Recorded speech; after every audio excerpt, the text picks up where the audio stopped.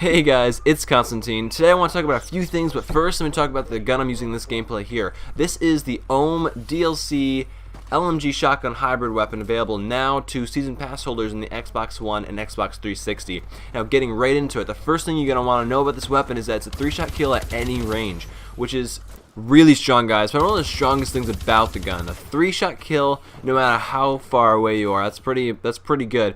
Another thing about this gun, guys, is recoil. Its recoil, though low, I find kind of hard to control at long range. As you can see right here, I had to really bump fire to get that guy, but it's not that bad, not that big of a deal. I think because the recoil pattern is kind of random, sometimes it bounces up, sometimes it bounces to the left, sometimes it bounces to the right.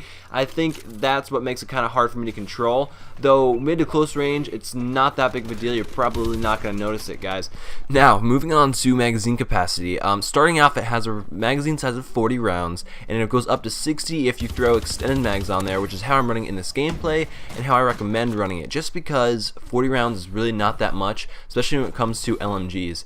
Now, its fire rate is nothing too special. It's right in the middle for LMGs. I think it's about 600 RPM, nothing crazy going on there. Now, moving over to the shotgun ability this gun has, which, to be honest, is definitely not the strongest side of the gun. In this clip here, I'm using the shotgun ability, and as you can see, the range is really bad. It took me way too many shots to kill that guy.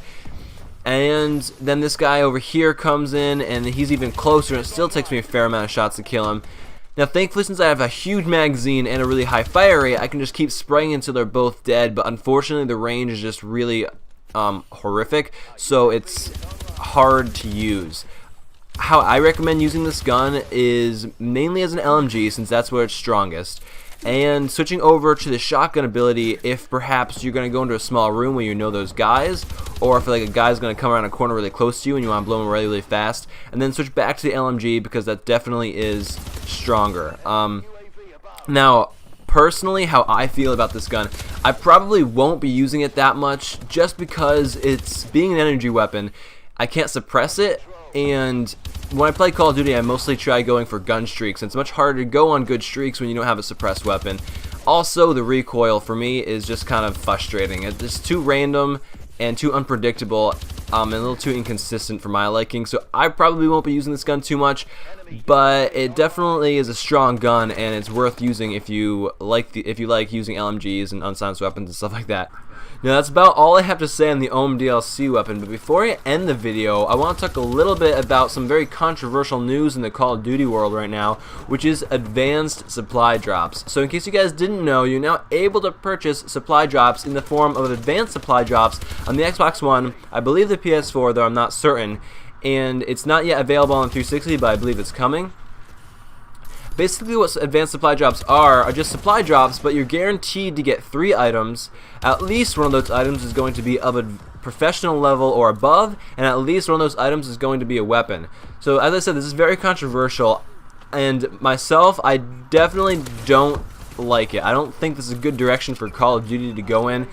It's kind of going in that pay-to-win direction. Though technically you can unlock all the things that you can get in advanced supply drops through conventional methods, but it's kind of unfair to all those veteran players who have ground out like days of playtime just to get their weapons that they have now, and some new person can come in with some extra money to throw around and get those hard to unlock Obsidian Steeds and HBR Insanities and stuff like that. Now, granted, you're not actually paying for those weapons, you're paying for a chance to get the weapons, but I don't know, guys. That being said, just let me know what you guys think about it. Like I said, I don't like it, but that's just my opinion. This is the end of the video, guys. I really appreciate you guys watching, and I'll see you guys next time.